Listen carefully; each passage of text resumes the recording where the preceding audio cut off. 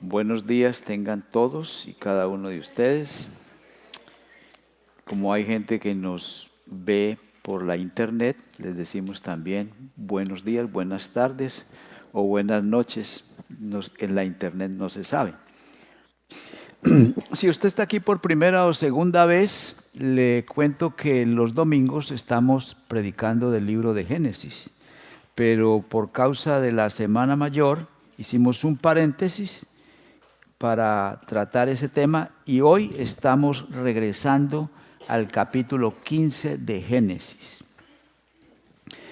Cuando una persona está ansiosa, yo he notado que acostumbran decirle: tranquilo, todo va a estar bien. ¿Verdad que esa frase es muy común? Tranquilo, todo va a salir bien. Pero yo me pregunto, ¿será eso suficiente? Decirle tranquilo, todo va a estar bien a una persona que tiene ansiedad y que está en zozobra. Bueno, no es malo y no le hace mal, pero yo creo que necesita más que eso. Sucede que en el capítulo 15 de Génesis encontramos a Abraham ansioso. Para los que no saben, Abraham es un personaje clave en la Biblia. Él fue el hombre que Dios llamó para comenzar con él una nueva nación, a través de la cual recibiríamos la Biblia y de ahí vendría el Cristo de esa nación. Entonces la Biblia ha sido el libro más influyente en la historia de la humanidad y Cristo ha sido el personaje más influyente en la historia de la humanidad. De modo que Abraham es un personaje clave. Pues en el capítulo 15 lo encontramos a Abraham ansioso. Vamos a mirar el versículo 1 para entender por qué está ansioso, porque uno lee y a veces no se da cuenta. Allí dice: después de estas cosas vino la palabra de Jehová a Abraham en visión diciéndole: no temas, Abraham, yo soy tu escudo. Si Dios le dice a alguien que no tema, Dios sabe por qué se lo dice. Y si le dice no temas es porque tiene algo de temor. Además le dice: yo soy tu escudo. Quiere decir que yo te protejo. ¿Y por qué Dios le está diciendo eso a Abraham? La clave está en la palabra después. Después de estas cosas vino palabra de Jehová. En otras palabras quiere decir, después de estas cosas Dios le habló a Abraham. ¿Después de qué cosas? Pues si usted va al capítulo 14 encuentra que el rey de Sodoma y Gomorra le pagaban tributo a un señor llamado Kedorlaomer, un rey de otra ciudad por allá por donde hoy es Irán. Y por 12 años estuvieron haciendo eso. En el 13º dijeron: no más tributo, no pagamos más hasta aquí. Y en el 13º no pagaron, pero en el 14º año vino Kedorlaomer con otros 2 reyes. Y antes de ir a cobrarle al rey de Sodoma y de Gomorra, entraron a Palestina y conquistaron algunas pequeñas ciudades y después fueron allá al valle de la Pentápolis. Y hubo una guerra entre 5 reyes y los 4 reyes que venían con Kedorlaomer. 4 contra 5 y ganó Kedorlaomer. Y se llevó la gente de Sodoma y el botín. Pero se sucede que en Sodoma vivía Lot, sobrino de Abraham. Cuando Abraham supo que se habían llevado a su sobrino y a su familia, armó un pequeño ejército, los persiguió, los sorprendió, los hizo huir, los desarticuló, recuperó el botín, regresó con Lot y entregó el botín a los que le pertenecían. Entonces ahora Abraham está ansioso y Dios le dice: no temas, yo soy tu escudo. ¿Por qué? Pues en el verano los reyes salían a la guerra. Entonces Abraham, cuando estaba en el invierno y la primavera y el otoño, estaba tranquilo, pero en el verano decía: si de pronto Kedorlaomer se reorganiza y viene y me la cobra. Eso da un poquito de miedo, ¿no? Y eso es lo que le está pasando. No temas, yo soy tu escudo y tu recompensa será muy grave. Pero la respuesta de Abraham también nos explica que él está ansioso. Vamos al verso 2. Respondió Abraham: Señor Jehová, ¿qué me darás si no me has dado hijos? Y el mayordomo de mi casa es ese Eliezer, el damaseno, de Damasco, ¿no? Dijo también Abraham: como no me has dado prole, mi heredero será un esclavo nacido en mi casa. Resulta que Dios le había dicho 4 veces a Abraham que si hacía lo que él le decía, iba a usarlo para ser padre de una gran nación y que iban a tener una tierra. Y ya han pasado años y entonces Abraham está preocupado. Para nosotros no es muy crítico no tener muchos hijos, ¿no? Si tiene uno, está bien. Y si tiene 2, pues no está mal. Pero si comienza a tener 3 o 4, ¿cierto que lo critican o no? Pero en el tiempo de Abraham era el contrario. Si no tenía, era un problema y se preocupaban. Y Abraham, Dios le ha prometido un hijo, una descendencia, y no hay hijos. Su esposa es estéril. Entonces Abraham está pensando del futuro. Dice: voy a morir sin hijos y todo lo que tengo, ¿a quién se lo voy a dejar? ¿A mi mayordomo o a un esclavo de mi casa, a un sirviente de mi casa? Entonces está pensando del futuro y de lo que no tiene. Y cuando uno piensa del futuro y de lo que no tiene, le da ansiedad. Póngase a pensar del futuro y de lo que no tiene, a ver si no le da ansiedad. Si usted se pone a pensar, si pierdo el trabajo o si me muero, ¿quién va a cuidar de mi mamá? Va a quedar solita.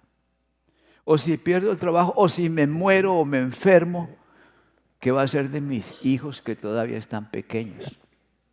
Eso le va dando ansiedad. O si piensa,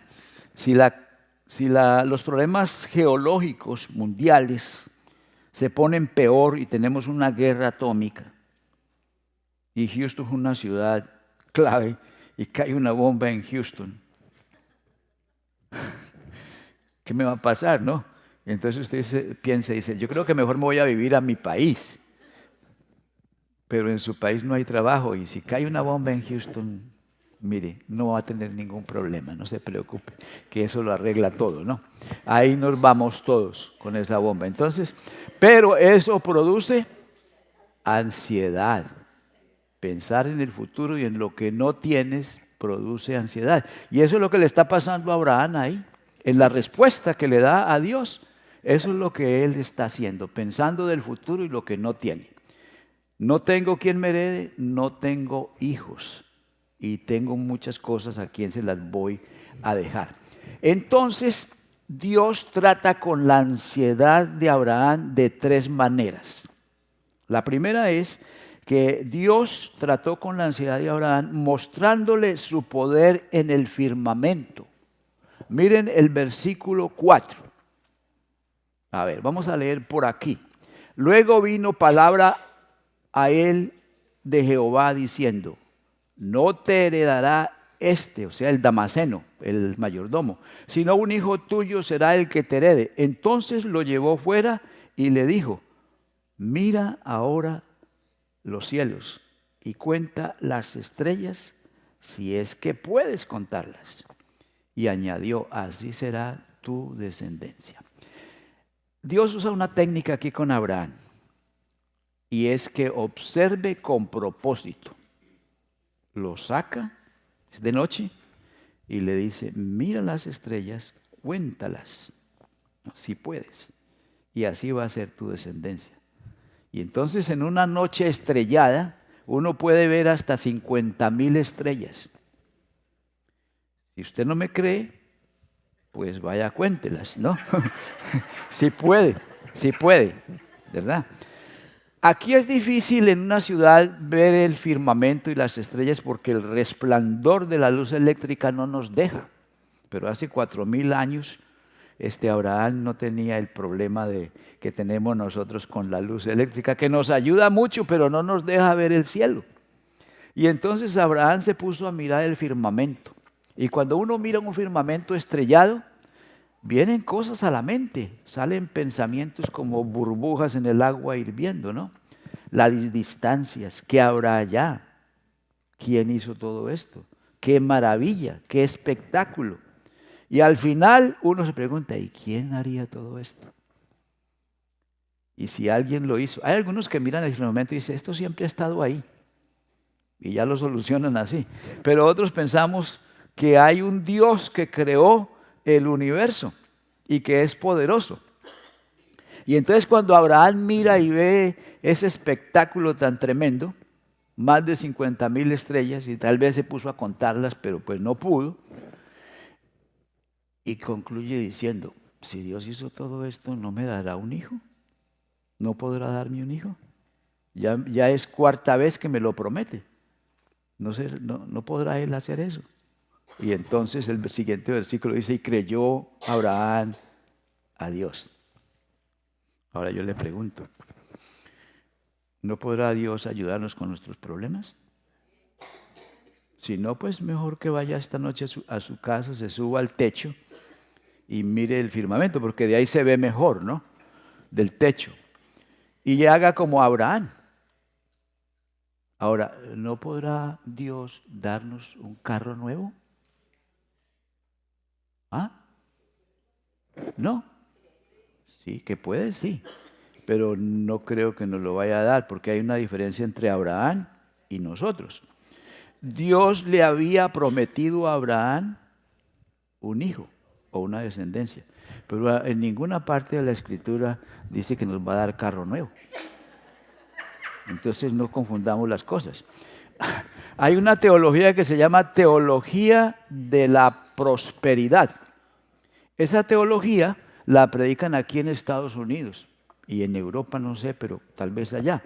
Pero esa teología no la predican en África ni en los países que están en esa situación como ellos, porque no funciona. Entonces la teología de la prosperidad te dice que si te entregas a Cristo te vuelves rico. Y eso no es cierto. Okay. Ahora, Jehová es mi pastor, nada me faltará. En lugares de delicados pastos me hará descansar, confortará mi alma, etcétera, etcétera. Eso es cierto. Pero teología de la prosperidad, no. Entonces, no piense que Dios le va a dar carro nuevo, pero usted se puede endeudar, ¿no?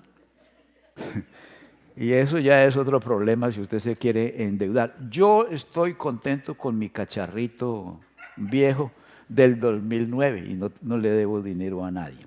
Bueno, entonces, súbase al techo. Si tiene problemas, súbase al techo de su casa, mire el firmamento y converse con Dios acerca de sus problemas. Además de Dios tratar con la ansiedad de Abraham, mostrándole su poder en los cielos, también Dios trató con la ansiedad de Abraham, recordándole cómo Dios había obrado en la vida de Abraham. Eso lo tenemos en el versículo 7, creo. Sí, versículo 7. Jehová le dijo, yo soy Jehová que te saqué, ¿de dónde? De Ur de los Caldeos, para darte a heredar esta tierra. Noten ustedes que dice yo te saqué de Ur de los Caldeos. Pero aquí parece que hay una contradicción. Si nosotros vamos al capítulo 11 de Génesis, al verso 31, encontramos que Taré, padre de Abraham, tomó su familia y salieron de Ur de los Caldeos para ir a Canaán. Y ese viaje era de Ur de los Caldeos, subir así, porque aquí hay un desierto y aquí está Canaán. Entonces suben hasta Padán Aram y bajan hasta la tierra de Canaán. Pero no llegaron a Canaán, sino que subieron hacia el norte y se quedaron en Padán Aram, donde hoy es Siria o Asiria. Ahí se quedaron. Pero el que tomó la iniciativa para salir fue Taré. Después, allá en Padán Aram, muere Taré. Y Abraham decide continuar el viaje y llega a Canaán. Cuando llega a Canaán, Dios le habla y le dice, esta es la tierra que daré a ti y a tu descendencia. Entonces, desde el punto de vista humano, Abraham salió de Ur de los Caldeos porque su papá tomó la iniciativa de salir. Y cuando muere el papá, Abraham toma la decisión de seguir el viaje a ver dónde es que Dios le iba a dar una tierra. Decisiones humanas. Pero aquí dice, en el versículo 7, que ya lo vimos anteriormente, vamos al siguiente. Jehová le dijo, yo soy Jehová que te saqué. Entonces, ¿cómo es la cosa? ¿Cómo es esto? ¿Es decisión humana o es que Dios lo sacó? Y esa es la discusión teológica entre la soberanía de Dios y la libertad humana. Eso se ha discutido. Se han agarrado de los pelos por eso. No que Dios es soberano, no que el hombre es libre. Las dos cosas. Es una dinámica entre la soberanía de Dios y la libertad humana. Es una dinámica y toda la historia es así. Los hombres metemos la pata, nos metemos en problemas. Dios trata de ayudarnos y hay una dinámica. O sea, en la ecuación tenemos que tener a Dios. Porque hay gente que piensa que tiene éxito porque ellos son muy capaces, muy hábiles, se las saben todas o han estudiado mucho, o la Virgen de Guadalupe los ayudó, o tienen un brujo que le hizo una limpia y por eso le va bien. Y le atribuyen a todo, pero no incluyen a Dios en la ecuación. O tiene muy buena suerte, suertudo, ¿no? No es así. Dios está en la ecuación, pero usted hace decisiones a veces buenas y a veces malas. Pero Dios debe estar en la ecuación. Lo que pasa es que a veces en la ecuación Dios es un número chiquitito, chiquitito. O a veces es un cero. Y a veces ni aparece. Y cuando Dios no aparece en la ecuación de nuestra vida, pensamos que el éxito se debía a nosotros, o a una brujería, o a la buena suerte. Pero cuando nos va mal, entonces decimos, Dios es injusto, ¿no? Ahí sí lo metemos, pero para echarle la culpa. Entonces, es una dinámica entre Dios obrando en nuestra vida y nuestras decisiones. Dios sacó a Abraham de Ur de los Caldeos, lo bendijo, lo protegió, lo prosperó. Pero Abraham también tomó sus decisiones. Hay otro ejemplo de la dinámica entre la libertad humana y la soberanía de Dios. Es el caso de Saulo, del apóstol Pablo. Ustedes saben que él era perseguidor de la iglesia. Mataba a cristianos, los arrastraba, los metía a la cárcel. En un viaje de Jerusalén a Damasco, llegando a Damasco, lo rodea una luz, un resplandor, cae de su cabalgadura y es Cristo, ¿no? Que le dice, Saulo, Saulo, ¿por qué me persigues? Bueno, Saulo entra a Damasco y Cristo le habla a un creyente de Damasco y le dice, ve a la calle que se llama derecha, a la casa de un señor llamado Judas y busca a Saulo. Y entonces Ananías dice, Señor, he oído que Saulo le ha hecho muchos males a tus hijos, a tus creyentes. Y el Señor le dice a Ananías, ve porque instrumento escogido me es este. Pablo era perseguidor, estaba tomando sus propias decisiones.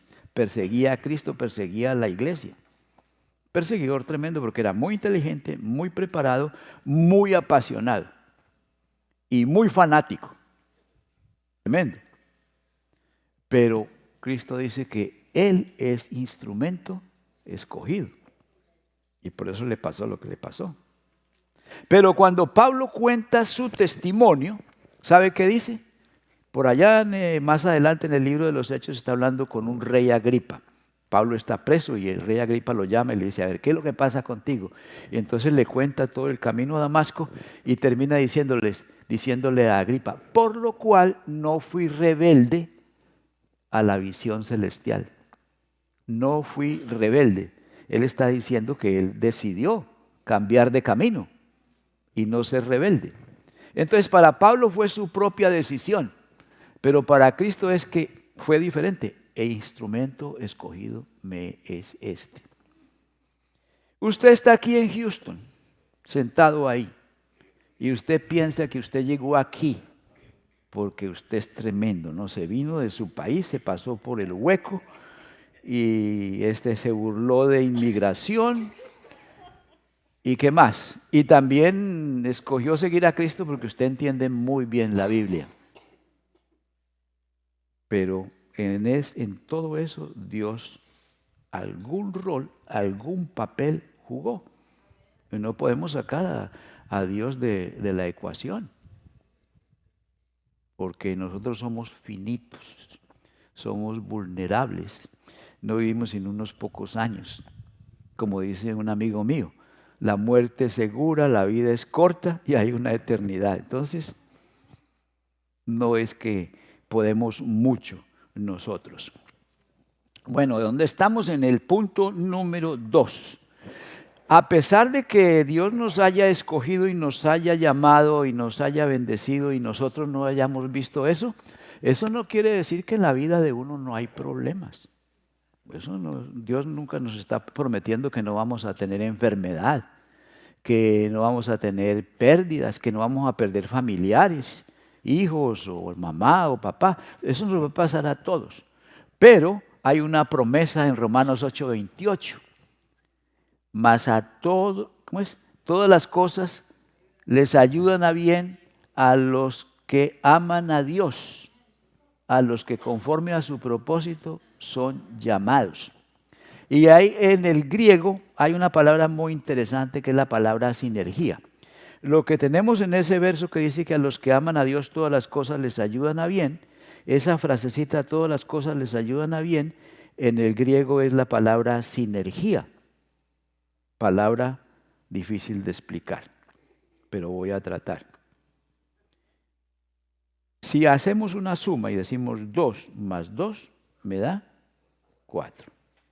Si hacemos una multiplicación y decimos 2 por 2, 4. Pero si cambiamos aquí 3 y decimos 2 por 3, 6. Pero 2 más 3, 5. Entonces la multiplicación produce más, ¿verdad? 1 más. En sinergia, 2 y 3 como parte de la ecuación no es 5 ni 6. Puede ser 7, 8, 9 o 10. Eso es sinergia. Y entonces en el texto dice, mas a todos los que aman a Dios, todas las cosas sinergizan para su bien. ¿Ya? Tremendo, poderoso, potente. Entonces, si Dios es poderoso y Dios ha estado jugando un rol en mi vida, eso me ayuda con la ansiedad. Si yo recuerdo esos 2 puntos, me va a calmar la ansiedad. Pero si usted descarta a Dios, va a estar muy ansioso y va a tener que ir donde el psicólogo, donde el psiquiatra y gastarse un dinerito. Y hay veces que los psicólogos y los psiquiatras no logran mucho, ¿no? Algunos sí, pero otros no. Otros es que llega usted con el problema ahí que no sabe cómo llevar el problema, el psicólogo entonces se lo acomoda y se lo pone por aquí así y ahora ya usted puede caminar con el problema sin necesidad. Pero si usted incluye a Dios en su vida, la ansiedad se esfuma, se va. Si usted como Abraham cree en Dios. Bien, otra tercera manera en que Dios trató con la ansiedad de Abraham. Versículo 9. Eso fue garantizándole sus promesas, porque esta es la 5ª vez que Dios habla con Abraham. Y en la primera le prometió, en la segunda le prometió lo mismo, la tercera le prometió lo mismo, la 4ª le prometió lo mismo. Pareciera que Dios como que promete y no cumple, ¿no? Y aquí la 5ª vez. Entonces por eso Abraham le dice, Señor, pero es que no me has dado prole, ¿no? Como que le reclama. Pero Dios decide garantizarle sus promesas. Versículo 9. Jehová le dijo, tráeme una becerra de 3 años, una cabra de 3 años, un carnero de 3 años y una tórtola y un palomino. Y entonces tomó Abraham todos esos animales, los partió por la mitad y puso cada mitad la una enfrente de las otras, pero no partió las aves. Qué cosa tan rara, ¿no? Ese versículo. Abraham le dice a Dios, pero cúmpleme lo que me has prometido. Y Dios le dice, tráeme una becerra, una cabra y ¿qué más?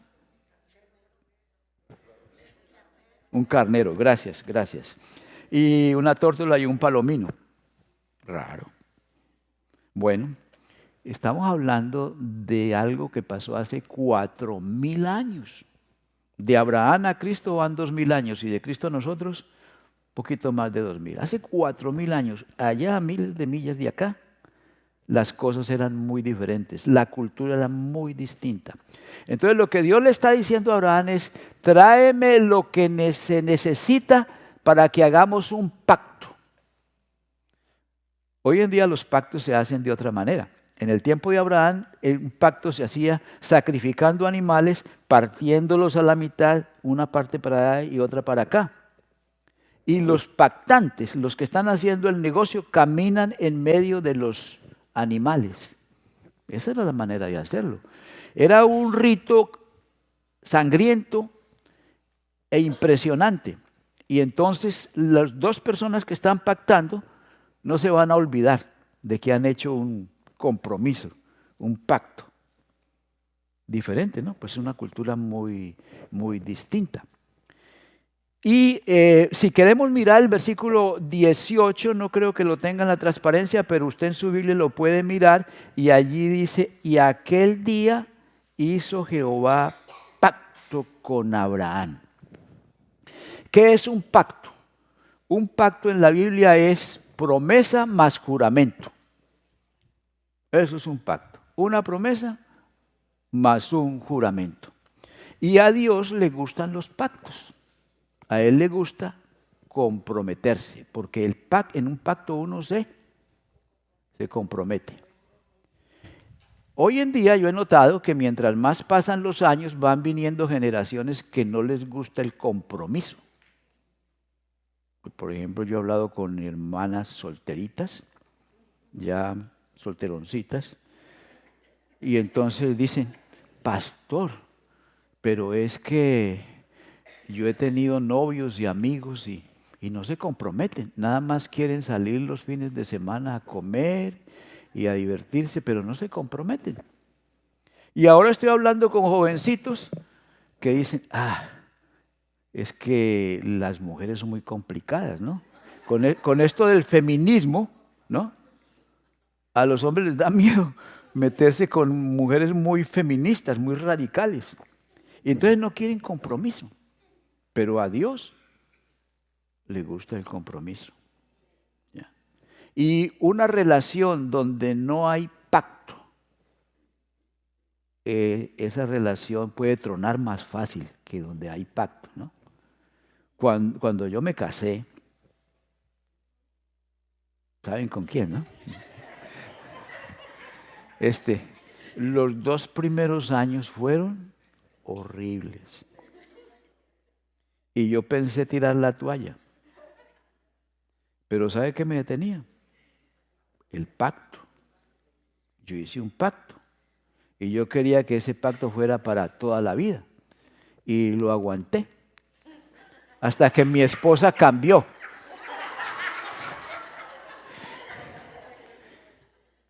Y bueno, ya vamos para 53 años, ¿no? ¿Quiénes son los más bendecidos en un pacto de estos? Los hijos. ¿Ya? Porque los hijos se aman a través de la esposa. Y la esposa o la madre ama a los hijos a través del padre. Entonces eso le da a los hijos un ambiente tremendo, ¿no? ¿Ya? Ese es la mejor bendición. El mejor regalo para los hijos no es dinero, sino un lugar donde papá y mamá cumplen con el pacto. Bueno, volviendo al asunto aquí, Dios hace pacto con Abraham, se casa con Abraham, se compromete con Abraham. Y hoy en día tenemos un segundo pacto, ¿verdad? El nuevo pacto, que es mejor que el anterior. Lo recordamos en el servicio de la cena, ¿no? ¿Se acuerda que dice, esta copa es mi sangre del nuevo pacto, ¿no? Dice Jesús. En este segundo pacto, Cristo no dice tráigame animales para sacrificar, sino que Él mismo es el sacrificio, ¿ya? Él mismo da la vida, Él provee la parte sangrienta de ese pacto y Él cumple su promesa. Bueno, lo interesante aquí de esto es que todo lo que está pasando, ¿cuánto tiempo cree que duró? Lo que pasó con Abraham. ¿Sabe cuánto? Como 2 días. Como 2 días. ¿Cómo podemos entender eso? Bueno, el primer día, Dios saca a Abraham a mirar las estrellas. Eso quiere decir que era de noche, ¿cierto? Porque de día no se ven las estrellas. El resplandor del sol no deja. Pero de noche, sí. Entonces, la primera parte fue de noche. Pero vamos a mirar, a ver, ¿dónde estamos? Vamos al versículo 11 y 12.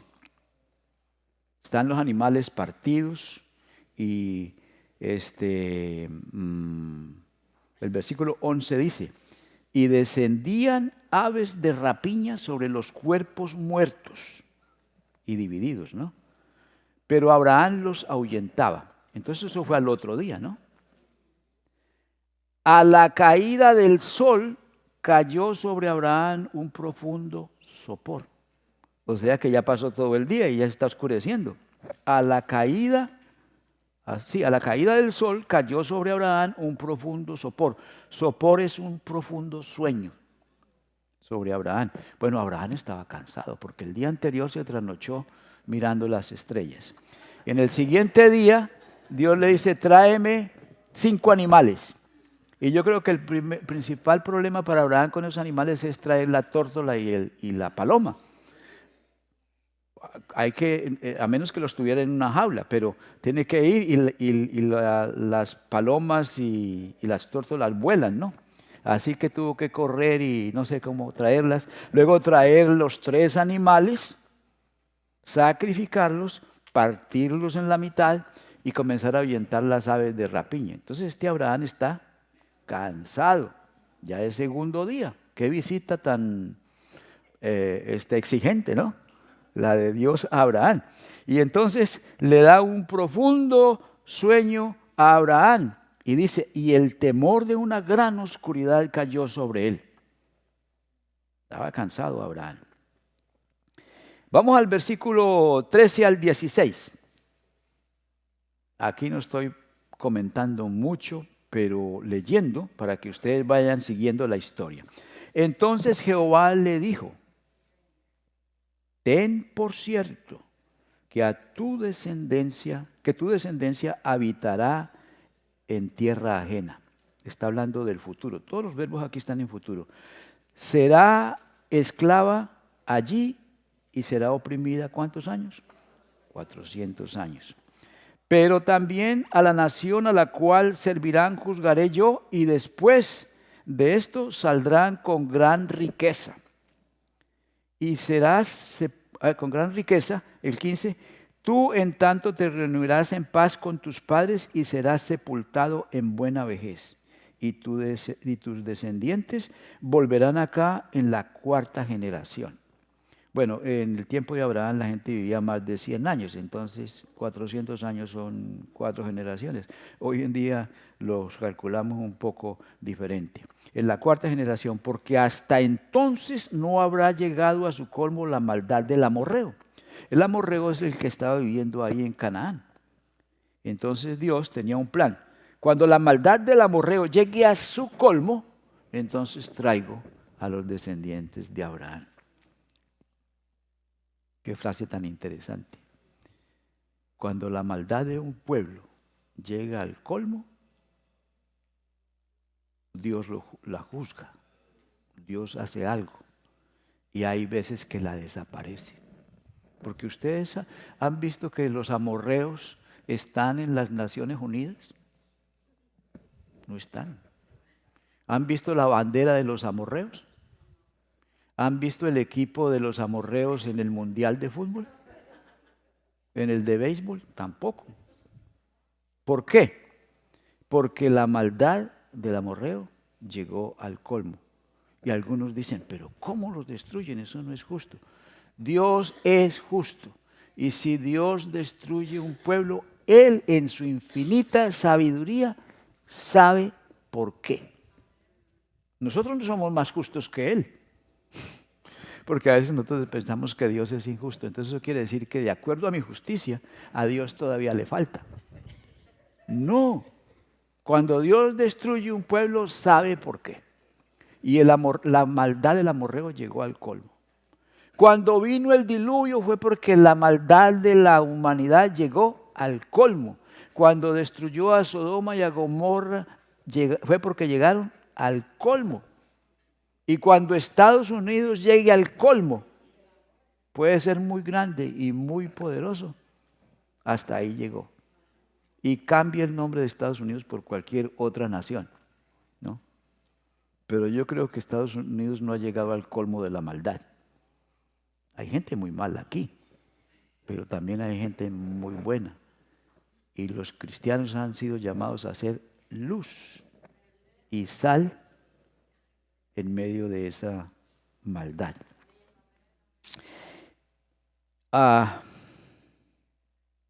Versículo 17. Leamos. ¿Están conmigo? Sí, 17.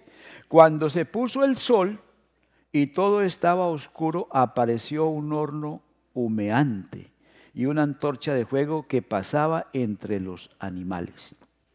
Está ya de noche, ¿no? Segunda noche para Abraham.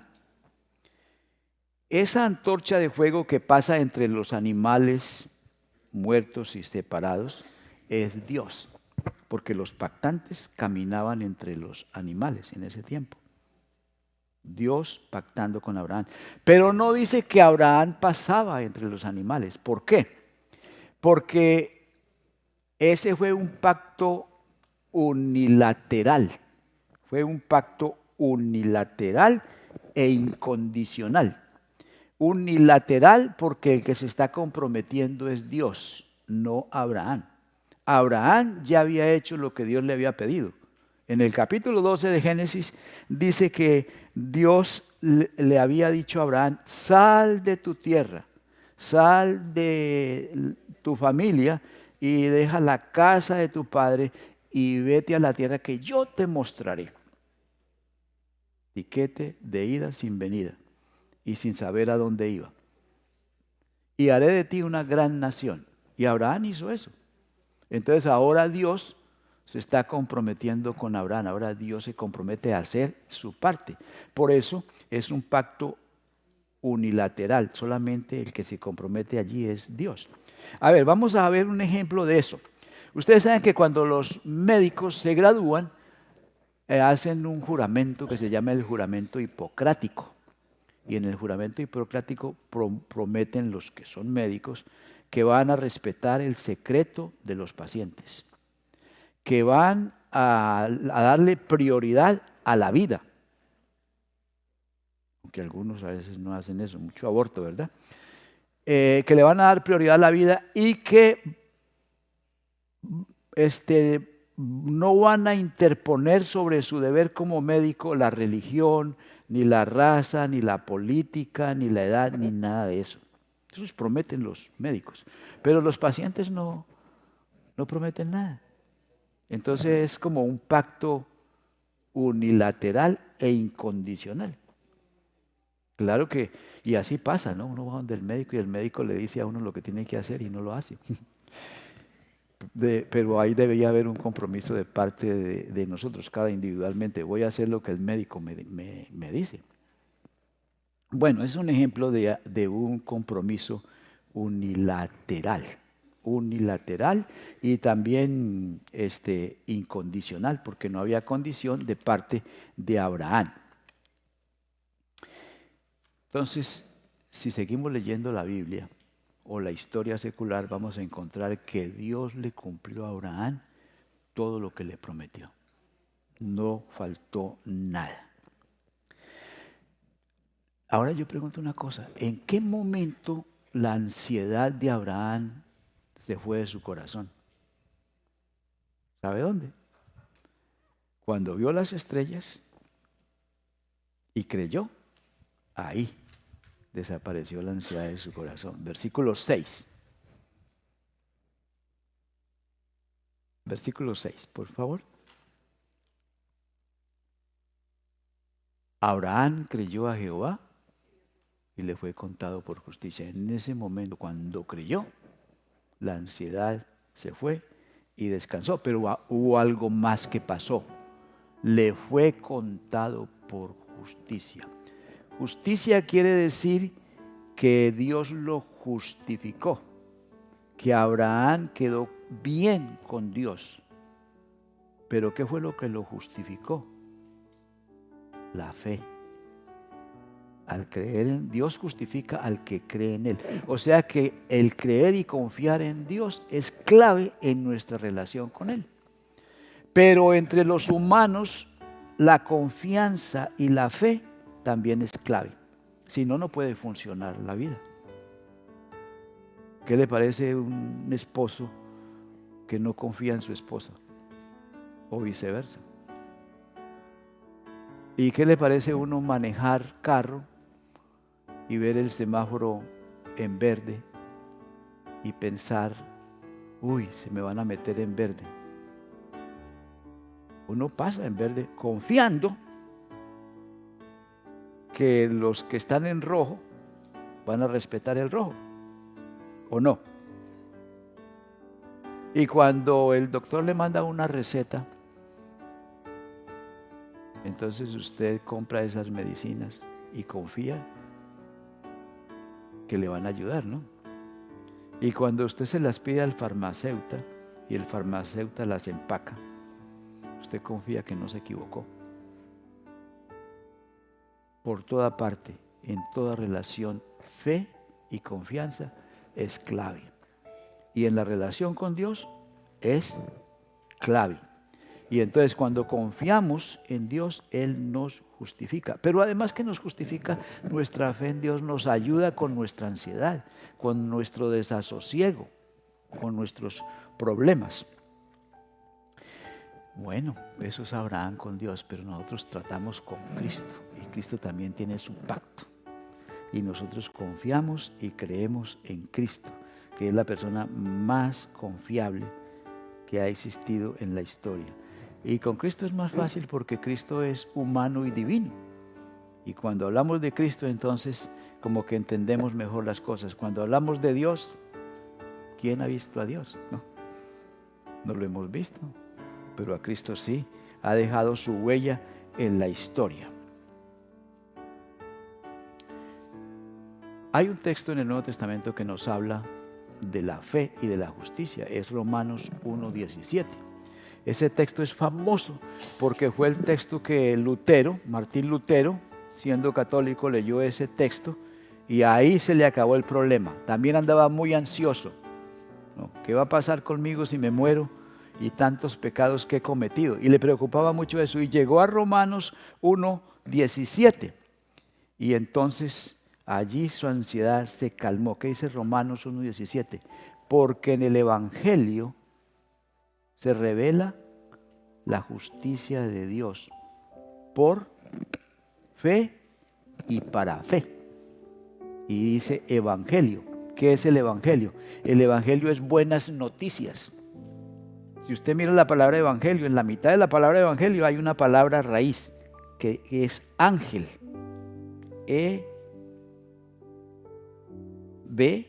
Luego ángel.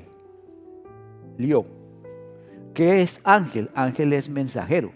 Entonces el Evangelio es un mensaje de buenas noticias. Esas buenas noticias no se aprecian si uno no se da cuenta de la mala noticia. ¿Y cuál es la mala noticia? La mala noticia es que Dios es santo, santo, santo, santo, justo, justo, justo. Y nosotros somos pecadores, pecadores, pecadores. Todos los días pecamos. Y Dios odia el pecado. Eso es mala noticia. ¿Ya? Muy mala noticia. ¿Cómo me justifico delante de Dios? Un problema serio. No puedo. Pero la buena noticia es el Evangelio. Es una buena noticia. ¿Ya? Maravillosa noticia. Claro que hay muchas versiones del Evangelio.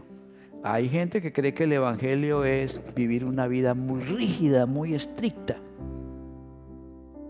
Otros piensan que el Evangelio es vivir una vida, una versión del Evangelio liberal, ¿no? Soy cristiano y hago lo que me da la gana, ¿no? No, tampoco. Hay versiones del Evangelio fanáticas. Pero el Evangelio es buena noticia. El Evangelio es que Dios ama al pecador, odia el pecado. Y como odia el pecado y ama al pecador, Él decide solucionar ese problema en Cristo. Y Cristo hace con nosotros el nuevo pacto. Y ese nuevo pacto se basa también en fe y confianza. Entonces yo tengo una oración para hacer esta mañana y terminar aquí todos felices y hacer que se vaya la ansiedad de nuestra vida. Pónganse de pies. Una oración escrita, porque las oraciones también se escriben. El libro de Salmos, algunos salmos son oraciones escritas. Entonces, yo le voy a pedir que usted vaya observando esta oración y la vaya poniendo en su corazón y en su mente. No la copie porque, pues, la escribió Campo Londoño, ¿no? Yo no soy el rey David, ni Cristo, ni nada de eso, pero es un modelo. Y lo que usted va a hacer es mezclar esta oración con la suya para hacer una propia. La oración dice así: Señor, creo que. Entonces usted puede poner su parte. Y le da una idea si usted dice: creo que tú eres mi escudo y mi protección. Como le dijo Dios a Abraham: yo soy tu escudo. Dígale: te doy gracias por conocer el Evangelio, la buena noticia, la gran noticia, que es el poder tuyo para salvación de todo el que cree. Confieso que soy pecador. Y allí, entre ese paréntesis, dígale, si tiene algo que le perturba, dígaselo. El pecado perturba la vida. El pecado desorganiza nuestras vidas. El pecado arruina nuestras vidas. Entonces, póngalo ahí.